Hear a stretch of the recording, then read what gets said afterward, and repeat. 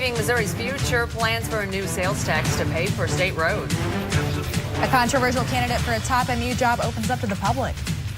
Families react to the motive behind the double homicide in Morgan County. KOMU 8 News First at 5 starts now. Live from Studio 8A, coverage you can count on in high definition. This is KOMU 8 News First at 5. Just a nightmare. Just you think you're going to wake up and it didn't happen. A father reacts to his daughter's brutal killing as 3 suspects are in custody today for that Morgan County double homicide. Good afternoon, I'm Angie Bailey. And I'm Veronica Palavagna. The suspects are facing charges of first-degree murder and armed criminal action. Police say those suspects are 28-year-old Mandy Mitchell and her brother-in-law, 45-year-old Gary Mitchell. The suspected shooter is 43-year-old Daryl Spellmeyer. Deputies caught the trio while driving the scene when a white van with the suspects inside swerved to hit their car. KOMU 8's Katie Brousseau joins us in the studio and tells us what Morgan County Police discovered to this point. Katie? Well, Angie and Veronica, I spoke with the Morgan County Sheriff today. He says the crime appears to be prescription drug related. However, the shooter and the other 2 suspects might not have been on the same page when they arrived at the home of the victims, Carol and Freddie Wilson. He had told them he knew where he could get some drugs, and that was the reason they'd gone to that location. We understand that the 2 did not ever go into the house, that Daryl Spellmeyer was the only one that entered the home. Petty says the crash with the deputy's car was intentional. He says he thinks suspect Gary Mitchell grabbed the wheel from Mandy Mitchell and turned it into the other car. When an EMT approached the vehicle, Gary Mitchell and Spellmeyer were wrestling with a pistol. Deputies say Gary Mitchell then handed the weapon to the EMT. Another news of... Sheriff Petty says he's still questioning the suspects. All right, thanks a lot, Katie. In other news of the day, an update we brought you on a story we did last week. A 7-year-old Fulton boy passed away Thursday, apparently from the flu virus. The lead investigator of the case says he's completed the autopsy on Friday, but they will not be releasing the results until later in the week. The little boy initially contracted the flu last Tuesday and then died Friday morning.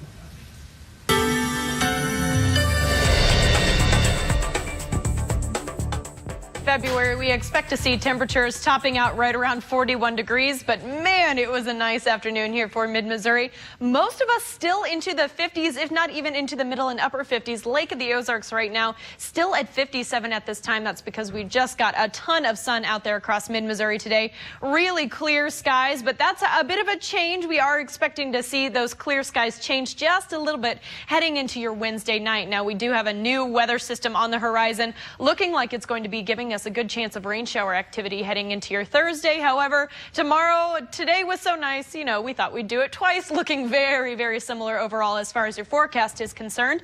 I'll give you some more details as to what's going on there coming up in just a bit. State legislators introduced a bill today that would increase the state's sales tax to pay for transportation infrastructure. The bill would increase the state sales tax by 1 cent for 10 years. That tax money would go strictly to transportation projects. Groceries, medications, and gasoline would be exempt from the tax. If the legislature passes the bill, Missouri voters will have final say over whether this tax would go into place. This proposal over 10 years is said to create over 250,000 jobs. 270,000 jobs.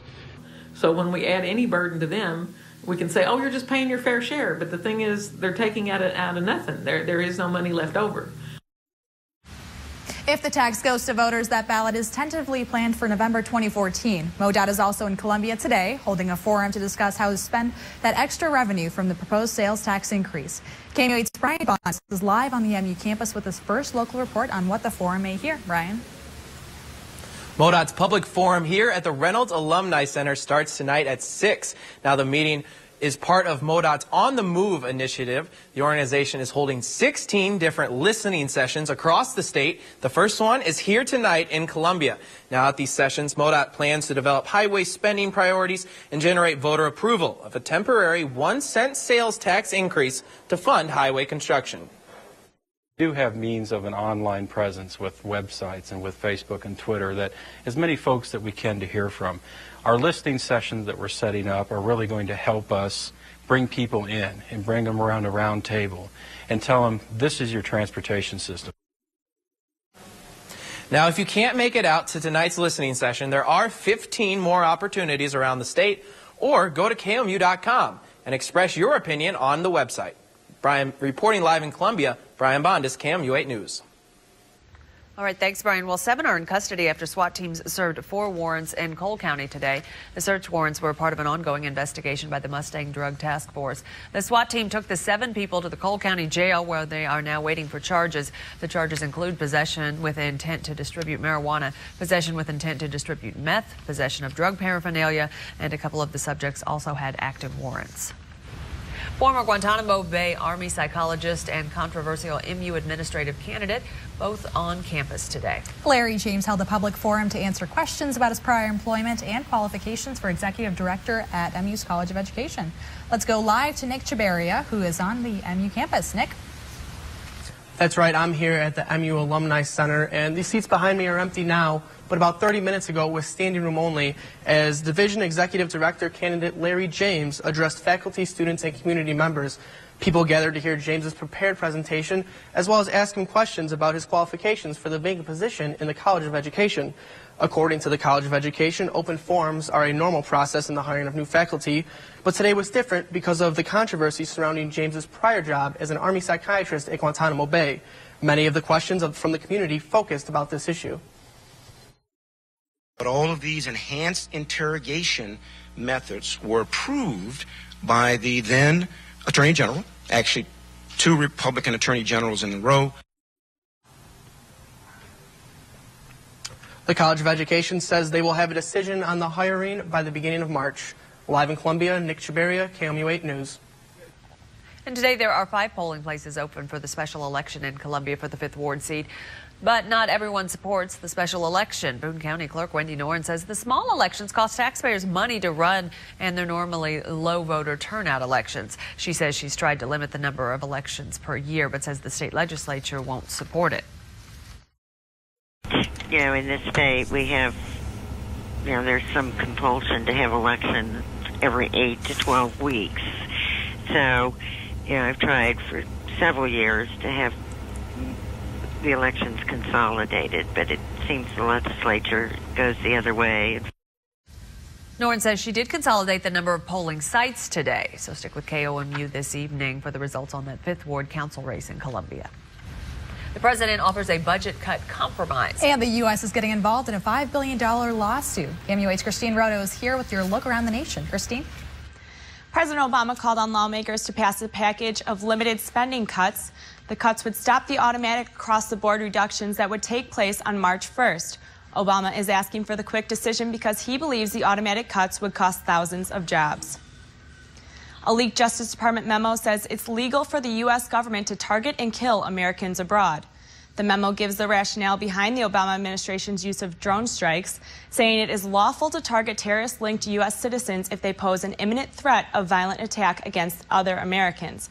Another key point not outlined in the memo says it does not require the U.S. to have any specific information about what that imminent attack is.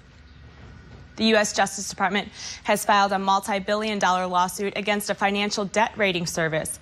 The $5 billion civil suit involves the federal government in 16 states.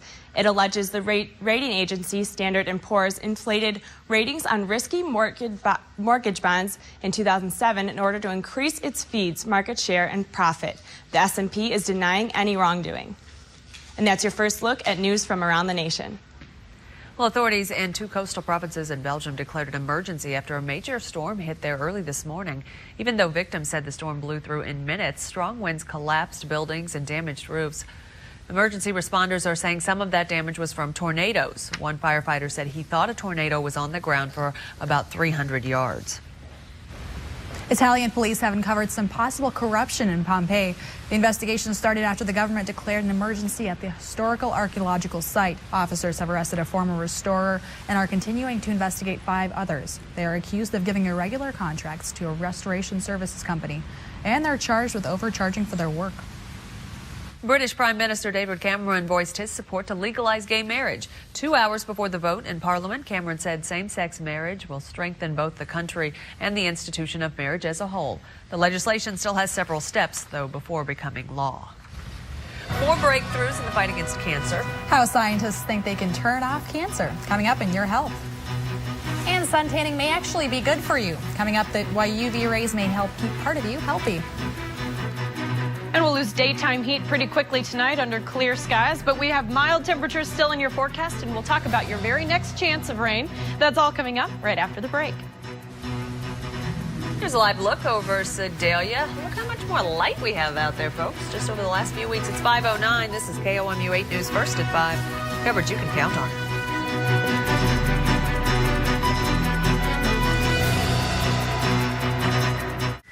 In your health news today, University of San Francisco researchers found yearly mammograms for older women may just be a waste of time. Researchers found getting a mammogram every other year was just as beneficial as every year. For women, though, it's ages 66 to 89, so older women. 48% of women who got yearly mammograms got false positives, which only 29% of the women who were screened every other year had false positive results.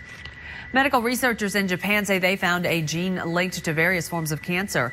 Researchers found the gene mutation produced an abnormal protein that caused normal cells to become cancerous. The medical researchers examined about 900 types of genes found in cells with a cancer of the bone. Experiments showed the cancerous cells died once researchers then turned off that gene. Turns out UV rays may be good for you after all. Researchers tracked the health and lifetime UV exposure of middle-aged women for 30 years. The women with the highest UVB ray exposure were 21% less likely to be diagnosed with rheumatoid arthritis. There's a catch, though. The researchers also suggested sunscreen may block the positive effects of UV rays. The Centers for Disease Control and Prevention say it's found a link between mental illness and smoking. The CDC researchers say adults with mental illnesses have a 70% higher smoking rate than those without. They also smoke more cigarettes each month and are less likely to quit. Experts say 1 in 5 Americans have a mental illness. Coming up in today's talk, with the Alabama hostage situation over, we asked you if schools and bus drivers could do anything more to help keep children safer. That's next. Welcome back. With the 6-day hostage situation in Alabama finally over, we asked you if the schools should have done anything more to help keep the children on the bus safe. Patience Fox says schools need to realize us bus drivers would give up everything for our kids, even our own lives when they board our buses. We can't read minds, and that person went to the bus with a plan, nothing they could do or can do. Brian Rickards says they should do nothing. The bus driver needs to have a concealed gun nearby. And Lee Hollinger says schools should do? How is this tragedy a school issue? Well, a new work.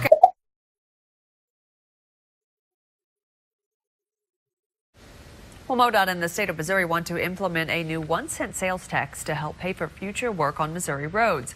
Tonight, MoDOT is meeting on the MU campus to talk about those plans. KOMU 8's Brian Bondus is live in Columbia to tell us about what's happening later this evening. Tonight's meeting is here at the Reynolds Alumni Center. It is part of MoDOT's On the Move initiative. They are holding 16 different public forums to generate long-term plans for the state's highway improvement projects. And if you cannot make it out to tonight's meeting, that's okay. You have 15 other opportunities coming up in February or March, or you can visit our website, KMU.com, to express your opinion. Reporting live in Columbia, Brian Bondus, KMU 8 News. And here's what we're following for KOMU 8 News at 6 tonight. The DMV is making changes to try to protect your identity. We'll tell you how those are going to affect you. And after 86 years, the FBI is changing the definition of rape. Find out what that means for Missouri tonight at 6. An alternative to Botox with instant results, they're saying. A woman created face yoga as a way to tighten face muscles. The moves she's created include ways to plump up your cheeks, sculpt your nose, even get rid of crow's feet. If you say so, I'll give it a try. That didn't look like a yoga pose. She looked really stressed out in the end of that. If you haven't enjoyed today's weather yet, get out and do it. But even if you can't do it tonight, throw on a light jacket, maybe head out to dinner. Don't worry, this is the weather that's going to be sticking around for tomorrow. With high pressure in the viewing area, it's going to be an absolutely beautiful Wednesday afternoon. I can't believe I'm going to say this, but top temperature for tomorrow, the exact same that we predicted for today. So it's going to be a nice day out there. Go enjoy it. Hello.